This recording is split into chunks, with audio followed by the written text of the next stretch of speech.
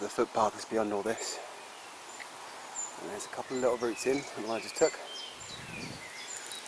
And then there's the water. We have to cross the water. There is a branch over there that I might walk across. But for us both to cross, we have to go through the water.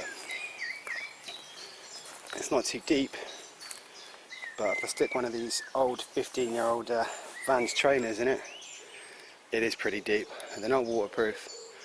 I don't think they ever were, but I think this is low enough to cross right now. It's spring now, so it's not too flooded. We'll come back once I cross the tiny river. That was actually easier than I thought. I literally just stepped across and wheeled the bike through. So, in amongst all these nettles, watching out with my legs, stepping them down.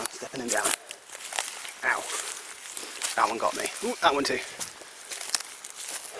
Now which way? There's the river behind us, and the path, and the field. Ahead of us is where we're going. To the right, someone's house. The place we're going is actually not public land, it's privately owned by some farmer, but you can't farm on it, it's proper scrubland. For years, the children of my little town used to come out here and build jumps, and jump their little BMXs over them. There were a lot of city kids really. Street races and dirt biking was something they did just in the summer. They put the better tyres on the BMXs and go out dirt jump all summer, and then go back to riding on the streets and skating and playing video games. We're going to take the long way in, because the old way we used to go has been really blocked over. We actually deliberately let the brambles grow in certain places so that no one knew we were here. But several times caught, told we shouldn't be here, told that we shouldn't have fires and camp out here, and that the land didn't belong to us. But the farmer's not using it at all, and never will. We cannot farm this land. Look at this. You can barely cross it on the mountain bike. To be fair, we were hardly subtle. We'd chop down trees, turn them into logs, burn them, or put them under the jumps. Here's one. So we're actually at the edge of the jump spot now. You can see farmer's field that you can farm, the river behind us, fencing all the way around, and this little hill with a little one after it. That's not natural. We built that. It's a double jump. There's another one there, massively overgrown. I'm going to get eaten alive by these mosquitoes, which you probably can't see on film. And here is the back entrance to the trail. So this is the outside edge of the trail. There used to be a route all the way around. Let's see if we can get in. Those are some big nettles. If my friend Skinny were here, he'd be laughing with joy at the size of these nettles. He likes his nettle tea. Right.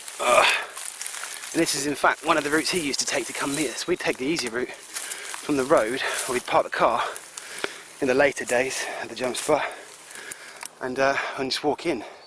Really obvious. By that time everyone knew we were here, but the jumps were established. Once you've established the structures, farmer ain't going to come in and knock them down. It's too much hassle for him to even get in here.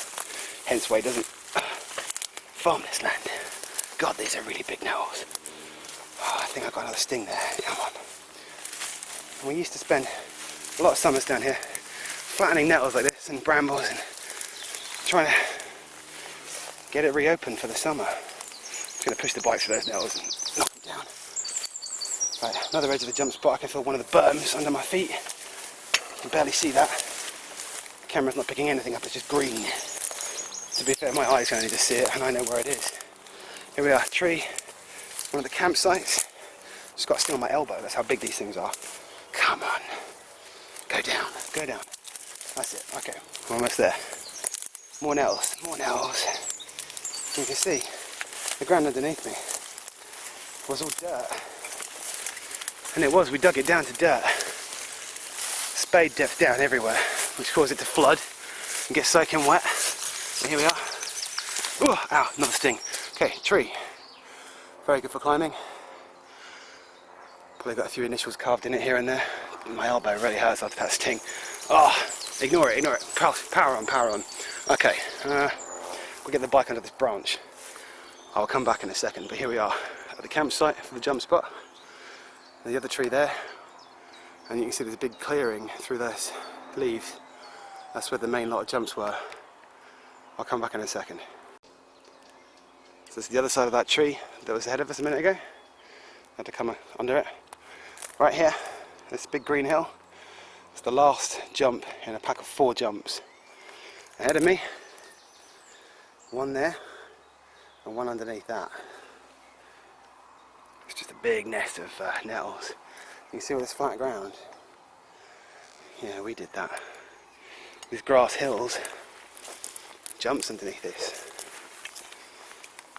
God, look at it. I'm now standing on one of the jumps.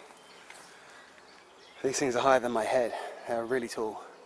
Beyond that tree, another jump, and then back to the river, the way we came in. I'm going to try for the front entrance and try and get out the front way, just to give you an impression of this place. But I've just fallen down a hill, which used to be a jump. It's beautiful. Oh God. The way is blocked. The way is blocked. You can still see some plastic water bottles, Coke cans, things like that. Fuel for kids to dig holes. Plastic water bottles everywhere, look at them. Well, they've probably been there for years, but they look the same as when they were dropped. It's never going to biodegrade, that stuff. All the jumps we put in, all the damage that was supposed to do to people's lands, nothing. It's all grown over. But that shit, plastic bowls, it's going nowhere. There used to be a tree around about here, which we, hang on, behind me, hang on, there's this. There used to be a tree about there, and we took it out. It's only a little tree. Not like this guy. This guy's been here for ages, and he'll be here for ages after I'm gone. But these things are new. Bloody Triffids everywhere.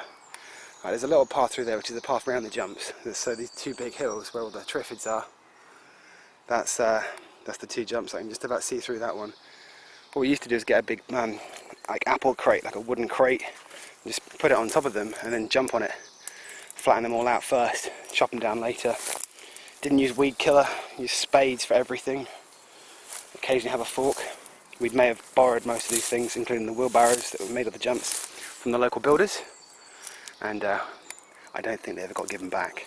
But, you know, if you will leave your van unattended, with a nice good spade and a wheelbarrow in the back of it, and there's a bunch of kids on BMXs that want to build a jump but got no money because they spend it all on their bikes, well, more for you. Okay, I'm going to try and get to these Triffids around the edge and back to the entrance, so I'll come back again once I've done that for the final part. And you see here again, like, just before we go, beyond these Triffids, which you can just about see that little brown patch across there, that's the edge of the jump. Underneath all this, where it's all growing up high, taller than me, well, that's the jump. It's all underneath that. No one's been here in years, not even me. Anyway, be back. So that's the path I just come through. My legs and arms are kind of stinging now, thanks to the stinging nettle Triffids. Oh well. There's a trick to nettles, apparently. You know what the trick is? You don't want to get hurt? The trick is to not mind that it hurts.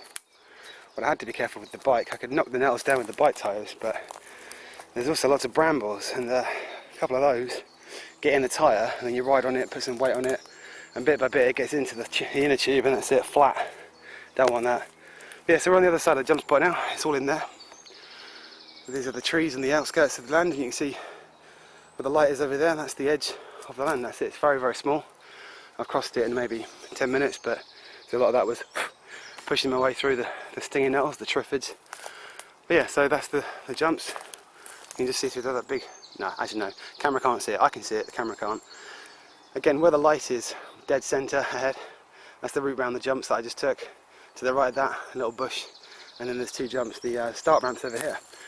So I was going to come around and show you that. So you see these big holes over here, these ditches. We dug these too. And this little bit here, little ramp, get up to speed on the BMX. Ride like hell. At the other, you see the patch of light again in the centre. You can't see the jumps through, the camera cannot see them. But yeah, straight through there, over the first jump, second, third, hit the fourth, come flying off because there's nothing to land on, or when the landing was there, come down the landing really sharpish because you're about to hit a tree. That's how short it was. Very, very quick. Now see, I came here with the mountain bike, this exact mountain bike. Well, the frame, the stem, and the handlebars. Everything else obviously is different. I was going to say new, but it's not new. But yeah, all different to what it was originally. And my bike was too big for their little jumps. I could do them, but I could only do one or two because the pack was designed so you can zip in and out, up and down, like this. Wave motion, if you can see that, and use the momentum to keep going. Except this bike was longer than the gap between the jumps. Obviously the BMX a lot shorter, a lot smaller, quick, manoeuvrable, very fast, very dangerous. Not that this isn't. Had some horrific injuries on bikes over the years. Yeah, I'm going to take an edge to the, an edge, we can take a walk to the edge, and I'll show you the way we used to come in. Let's see if I can get myself out of here. But actually, before we leave, let's just prop up the old enzyme. Right, you stay there, I'll be back. So again, on the route straight in, ahead is the light. As the end of the jumps, you come tearing down this, hit those jumps fast. But over here, sorry, the voice is going. Right, yeah, so over here, there's a wonderful example of the very edge of the jump spot, something we'd never touch or even attempt to. This big guy, this red thing ahead of us, this tree.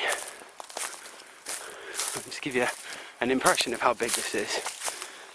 So, this is my hand. Now remember that, and we'll pull away.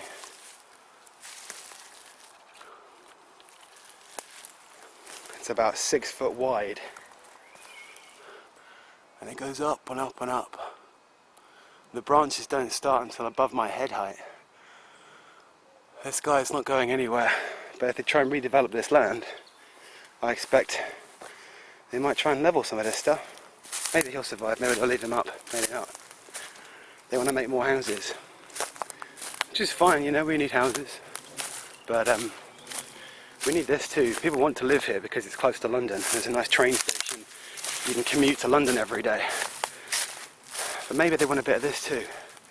Maybe they want to see their kids grow up in a place where you can go riding in the woods 2 minutes from your house and be back for lunch. Yeah, more jumps just before we go. Around the edge, little dug in section here. You can see those 2 ridges. We dug all that out. Pile of the mud up here. Tabletop jump. That's the landing. Take off. It's really hard to see on camera. I'm standing in the middle of the tabletop now. It's down ramp and off into the woods again. And it starts way over there. So you come all the way around these woods, come tearing around from over there, and go zipping around and over this and onto the rest of the jumps. Now that one was a much later addition, but fun, and it's the sort of thing I used to do. I like tabletop jumps. I don't like doubles so much because there's that little bit of hesitancy. You go at it and you go, oh, it's a big gap, I don't want to land in the gap. You've got to get over that. You either land in the gap or you don't. You either land it or you don't. You fall off, you hurt yourself, you get up, you do it again. But I used to like tabletops because you can mess up a little bit and hit the back wheel on it and carry on going. So anyway, right, I'm going to try and get myself out of there before I get caught. That was the jump spot in my local town. This is my bike, the Saracen Enzyme 1999. Thanks for watching. One more thing. I hate barbed wire. I mean, I hate electric fences, but that shit's evil. I made it. I'm out of the woods. I'm very exposed on this nice tilled land. Let's get out of it, let's go, come on.